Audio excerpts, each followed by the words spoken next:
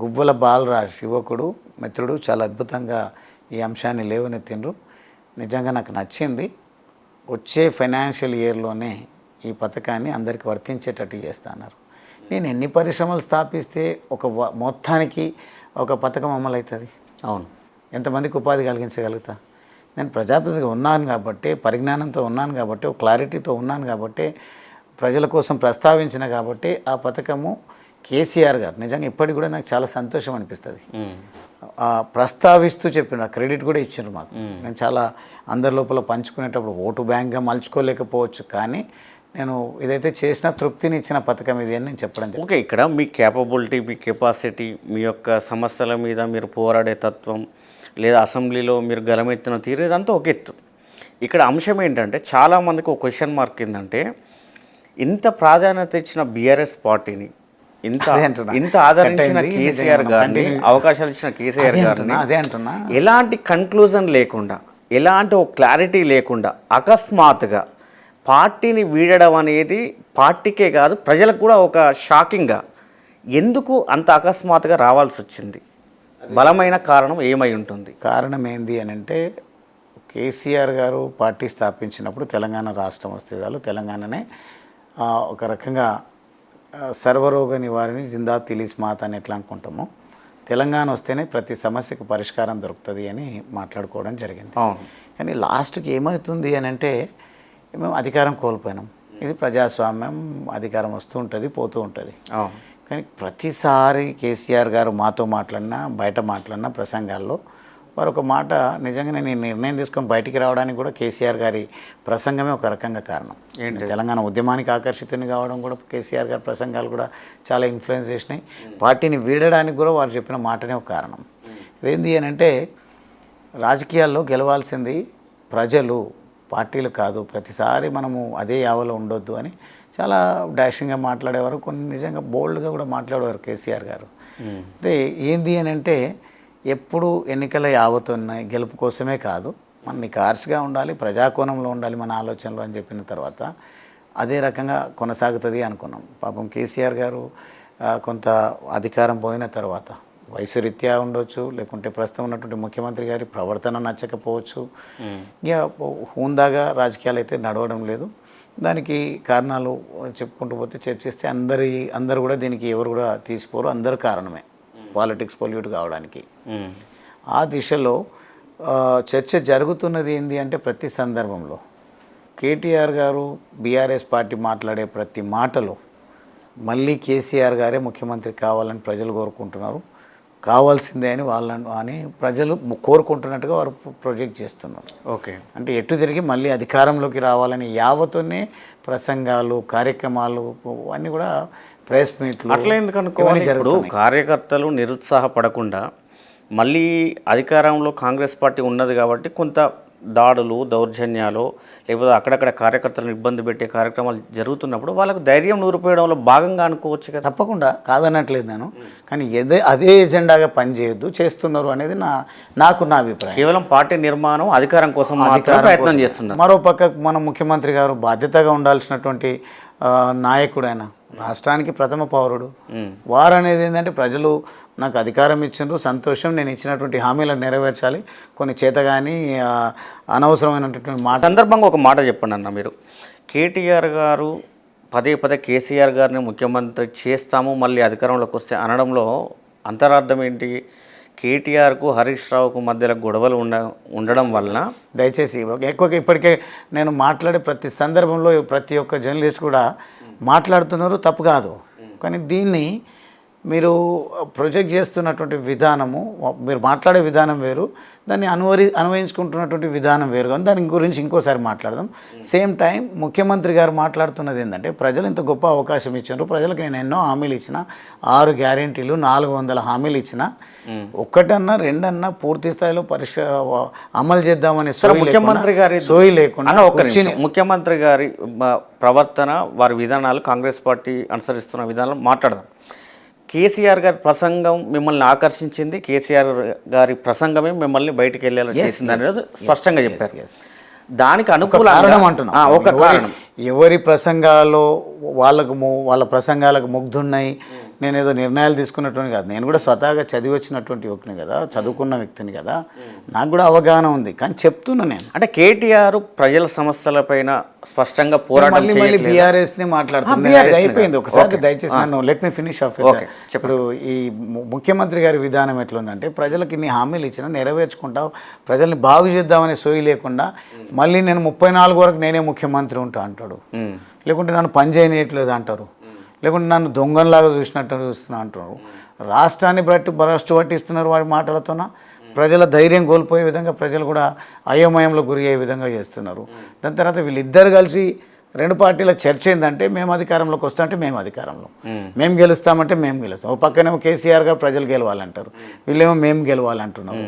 మేము గెలిపించే వరకు గెలిపించినాం. మేము ప్రజలు గెలవడం అంటే ఏంటన్నా? ప్రజలు గెలవంటే సమాజంలో ఉన్నటువంటి చిట్ట చివరి వ్యక్తి వరకు కూడా, పౌరుడి వరకు కూడా ప్రభుత్వ సంక్షేమాలు అందాలి. ప్రభుత్వం ప్రజలకు సంక్షేమం ఒకటే కాదు, పూర్తి స్థాయిలో వాళ్ళు తమంతట తాము నిలదొక్కునే విధంగా రాష్ట్ర ఆర్థిక స్థితిని మెరుగుపరుచుకుంటూ ప్రజలకు అవకాశం ఇచ్చి, ప్రతి ఒక్కరికి ప్రభుత్వ ఉద్యోగం రాదు.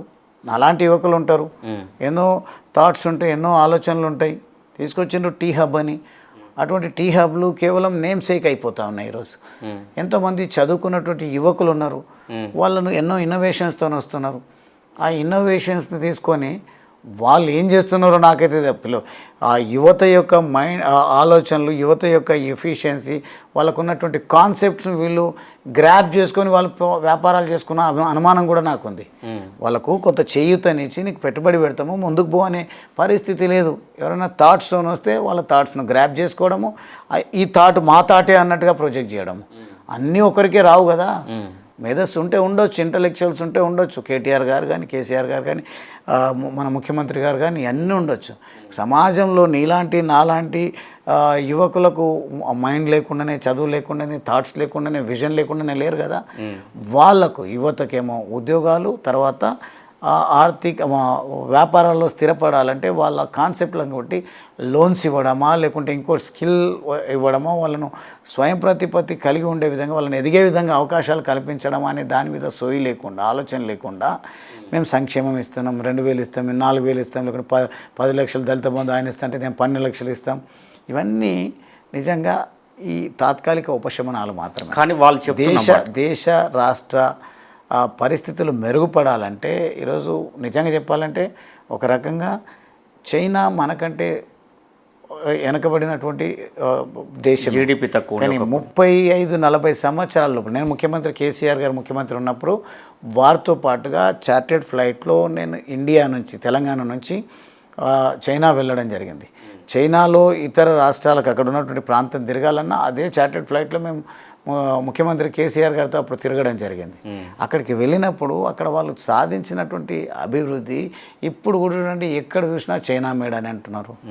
మేక్ ఇన్ ఇండియా అని ప్రధాని గారు ప్రయత్నం చేస్తూ ఉంటే దాన్ని గ్రాప్ చేసుకుందాము, ఇక్కడ కేంద్ర ప్రభుత్వ సహకారం తీసుకుందాము, ఇక్కడ ఏదైనా పరిశ్రమలు స్థాపిద్దాము అనే ఆలోచన లేకుండా కేంద్ర ప్రభుత్వంతో రప్చర్ చేసుకొని వారితో విభేదించి దేశానికి, రాష్ట్రానికి రావాల్సినటువంటి నిధులు రానియకుండా, మేము మళ్ళీ ఇక్కడ అధికారంలోకి రావాలంటే వాళ్ళ చేయూత ఇచ్చినట్టుగా ఇక్కడ ప్రజల లోపల ఇంప్రెషన్ రావద్దు, కేంద్ర ప్రభుత్వం చేస్తున్నటువంటి ప్రయత్నం ప్రజల వరకు చేరొద్దు, చేరినట్టయితే మళ్ళీ కొంత డైవర్ట్ అవుతారు, మేము మళ్ళీ ఓటమి పాలవుతాం, ఇంకొకరు ఎమర్జ్ అవుతారనే భయంతోన భారత ప్రభుత్వం పూర్తి స్థాయిలో సేవలు అందించాలి, దేశాన్ని యూనిట్గా నరేంద్ర మోడీ గారు చేస్తూ ఉంటే, ప్రధాని గారు ఇక్కడ మాత్రం యూటిలైజ్ చేసుకునేటువంటి పరిస్థితి. అంతేందుకు మన రేవంత్ రెడ్డి గారు కూడా అదే పంతాను అవలంబిస్తూ ఉన్నారు. గత ప్రభుత్వం అంటే మీరు పనిచేసినటువంటి బీఆర్ఎస్ ప్రభుత్వం కూడా కేంద్రంతో సఖ్యతగా ఏం లేదు కదా. ఎక్కడ అనిపించిందా మీకు? ఎక్కడైనా ప్రధాని గారు వచ్చినప్పుడు కూడా ముఖ్యమంత్రిగా కేసీఆర్ గారు వెళ్ళి రిసీవ్ చేసుకున్నటువంటి సందర్భం లేదు. వారిని డిమాండ్ చేసి అంటే అసెంబ్లీలో విమర్శించిన సందర్భాలు ఉన్నాయి, రాజకీయంగా విభేదించిన సందర్భాలు ఉన్నాయి. తద్వారా నిధులు రాబట్టడంలో కానీ, ఆ కేంద్ర ప్రభుత్వం నుంచి వచ్చే సంక్షేమ అభివృద్ధి కార్యక్రమాలు అందుకోవడంలో కానీ విఫలం కాలేదా? విఫలమైంది అని అంటున్నాను. ఎందుకంటే ఒక వలస కూలి బిడ్డగా అన్నీ ఉన్న అల్లుని నోట్ల శని ఉన్నట్టుగా పాలమూరు, ఉమ్మడి పాలమూరు జిల్లా మీదుగా దాదాపుగా 700-800 కిలోమీటర్లు కృష్ణా నది పారుతూ ఉంటుంది.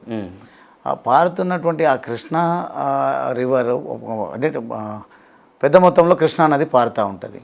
ఆ పక్కనే కాలం నా అచ్చంపేట నియోజకవర్గానికి పక్కనే ఆనుకొని కృష్ణా రివర్ ఉంటుంది. ఆ నీళ్లు తీసుకురావడానికి కూడా ఓ ప్రాజెక్ట్ డిజైన్ చేశాను. చేయడానికి ఫౌండేషన్ వేస్తే మేమే జేజేలు కొట్టినాం, బాగా కీర్తించినాం కేసీఆర్ గారిని. కానీ దానికి జాతీయ హోదా తీసుకురావాలంటే ఏ రోజు కూడా ప్రయత్నాలు పూర్తి స్థాయిలో జరిగినట్లేదు. అదేవిధంగా ముఖ్యమంత్రిగా కేసీఆర్ గారు కూడా పూర్తి చేద్దామనే ఆలోచన కూడా లేదు. నేను చాలాసార్లు ప్రశంసించిన అచ్చంపేట నియోజకవర్గానికి ఒక అచ్చంపేట లిఫ్ట్ ఇరిగేషన్ స్కీమ్ తీసుకురావాలని కూడా ప్రయత్నం చేసి. కారణం ఏమై ఉంటుంది? ఇప్పుడు ప్రధానంగా కేసీఆర్ గారు సాగునీరు తాగునీరు మీదనే దృష్టి పెట్టి కాళేశ్వరం లాంటి భారీ ప్రాజెక్టులను నిర్మించి ఇప్పుడు వివాదాస్పదం అవుతున్న బనకచెర్ల లాంటి ప్రాజెక్టులు కూడా ఇవన్నీ మేడిగడ్డ సుందిల్ల వీటి మీద ఇప్పుడు జరుగుతుంది కదా చర్చ. ఇప్పుడు ప్రధానంగా దానిపైనే దృష్టి పెట్టినప్పుడు మీరు చెప్పినటువంటి ప్రాజెక్ట్ని ఎందుకు జాతీయ హోదా కల్పించడంలో విప్లవం? జాతీయ హోదానే కాదు, ఫౌండేషన్ వేసిన తర్వాత నిజంగా దుర్మార్గం ఏంటంటే కాంగ్రెస్ పార్టీ ప్రజాప్రతినిధులు కోర్టులలో కేసులు వేసి, అది కూడా చనిపోయిన వాళ్ళ పేరిట కోర్టులలో కేసులు పెట్టి కోర్టులను తప్పుదో పట్టించి ప్రాజెక్ట్ ఆపిచ్చి ఆ ప్రాజెక్టును ముందుకు పోకుండా చాలా కుట్రలు చేసిండ్రు. ఇది నిజంగా మా ప్రాంతంలో పుట్టినటువంటి వాళ్ళు కూడా మా ప్రాజెక్టులను అడ్డుకున్నటువంటి పరిస్థితి, వాళ్ళకు పరిజ్ఞానం లేక ఆ రకంగా కూడా మేము వెనకబడడం జరిగింది.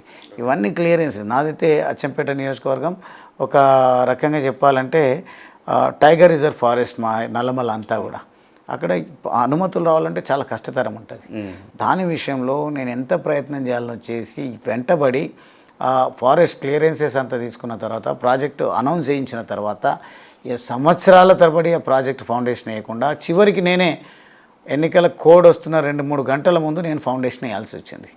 బడ్జెట్లో నిధులు కేటాయించడం కోసం నేను ఎన్నో నా సతీమణి అయితే ఉపవాసం 1 నెల పాటు దేవుణ్ణి ప్రార్థిస్తూ ఓన్లీ ఫ్రూట్స్ పైననే ఆమె దీక్ష చేయడం జరిగింది ఒక రకంగా. అంటే నేను నా సతీమణిని ప్రశంసించడం కాదు, నా ప్రయత్నం సఫలీకృతం కావాలని ప్రయత్నం చేయడం జరిగింది.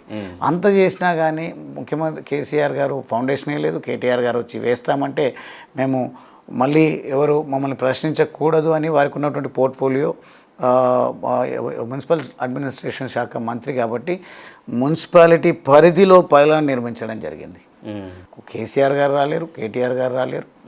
చివరికి నేను 1650 కోట్ల రూపాయలు వెంటబడి బడ్జెట్లో పెట్టించినా దానికి ప్రయోజనం లేకుండా పోయింది. దానివల్ల మీరు ఓడిపోయినరా అని రకరకాల ప్రశ్నలు అడుగుతారు. ఓటమి గురించి గెలుపు గురించి కాదు.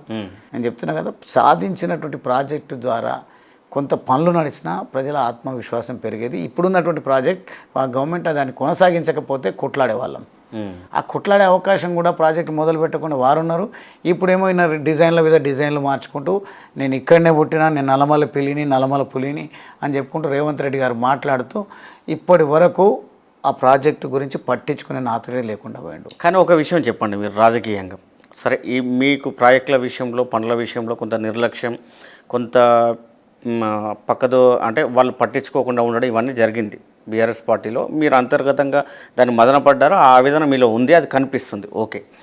కానీ రాజకీయంగా ఒక చదువుకున్న యువకుడిగా డాక్టరేట్ చేసినటువంటి డాక్టర్ గువ్వల బాలరాజుగా మీరు స్టడీ చేసిన ప్రకారం మీ కమ్యూనిటీలో ఎస్సీ ఎస్టీ రిజర్వేషన్ కమ్యూనిటీలో లేదా రిజర్వేషన్ చోట్ల ఎమ్మెల్యేగా గెలిచినటువంటి వాళ్ళలో ఎంతమందికి నిర్ణయాధికారం ఉంది? ఎంతమందికి స్వతహాగా పనులు చేసుకునే కెపాసిటీ ఉంది? అసలు చేసుకొనిచ్చేటువంటి వెసులుబాటు ఆ నియోజకవర్గాలలో రిజర్వేషన్లో గెలుపొందిన వాళ్ళలో ఉందా? నాకుంది కాబట్టి నేను ఓడిపోయాను అనుకుంటున్నాను ఈ టర్మ్. కారణం ఏంటంటే ఏ సందర్భం వచ్చినా అయితే కేటీఆర్ గారు లేకుంటే హరీష్ రావు గారు లేకుంటే కేసీఆర్ గారి దగ్గరికి వెళ్ళడం, ఇంకా మించితే కవిత గారి దగ్గరికి వెళ్ళి ఫోన్ చేయించుకోవాలనుకోవడం. ఏ రోజు కూడా ప్రాజెక్టు ప్రకటన, ప్రాజెక్టు నిధుల విషయంలో ముఖ్యమంత్రి గారిని కలవడం తప్ప ఏ ఒక్కరోజు కూడా చీఫ్ సెక్రటరీతో పనిపడ్డా ఫోన్ చేయండి సార్ అని చెప్పిన దాఖలాలు లేవు. లేదంటే ప్రిన్సిపల్ సెక్రటరీ ఫారెస్ట్ దగ్గరకు పనిపడ్డా నాకు ఫోన్ చేయించని చెప్పలేదు. లేదంటే ఈ ప్రాజెక్ట్ డిజైన్ చేస్తున్నప్పుడు ఆ డిజైన్ విషయంలో ఈఎన్సీని కలవాలన్నా, ఇరిగేషన్ సెక్రటరీ కలవాలన్నా ఫోన్ చేయండి సార్ ఫైల్ మూవ్ అవ్వట్లేదు అని చెప్పిన పరిస్థితి లేదు.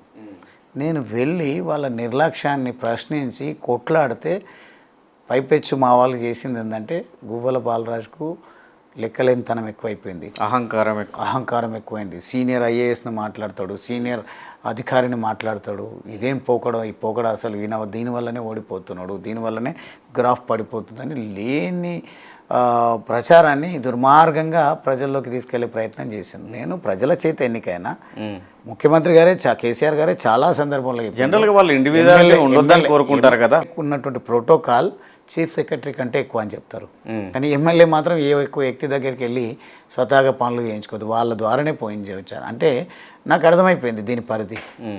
ఎక్కడైనా సరే, ఇక్కడే కాదు, రీజనల్ పార్టీ అంటేనే it runs like A private limited company. కాబట్టి ఈ కంపెనీలో ఒక ఎంప్లాయీ లాగా, నేను ఉద్యోగమే చేయొద్దు అనుకున్నాను, ఎమ్మెల్యే అయిన తర్వాత ఉద్యోగిగా మారడం ఇదెక్కడి దుర్మార్గమైనటువంటి పరిస్థితి అని కొంచెం అర్థం చేసుకొని నేను బయటికి రావడం జరిగింది. 800 కిలోమీటర్లు తెలంగాణలో దాదాపుగా పారుతుంది కృష్ణానది. అంటే దాని విషయంలో ఎస్టిమేషన్ చేయండి, ఎక్కడ మనము లిఫ్ట్ పెడితే బాగుంటుంది, ఏడు నుంచి మాకు ఏదుల రిజర్వాయర్ నుంచి కాలువ తీసుకురావడానికి ఆస్కారం ఉంటుంది. 26 కిలోమీటర్లనే నా నియోజకవర్గం బల్మూర్ మండలానికి రిజర్వాయర్ రావడానికి ఆస్కారం ఉంది. అన్నీ చేసినాం, అయిపోయింది. ఆ రోజు నిజంగా నా పైన ప్రేమనా, లేదంటే నేను అనుకున్నది సాధిస్తా అనే నమ్మకమా, లేకుంటే ఎందుకు వచ్చిన బాధన, ఏమనుకున్నారో రైతాంగం వాళ్ళకి చేతులు జోడించి మొక్కాల్సినటువంటి అవసరం ఉంది. మీరు ఏం చేస్తారో చెయ్యండి అని వదిలిపెట్టిండ్రు.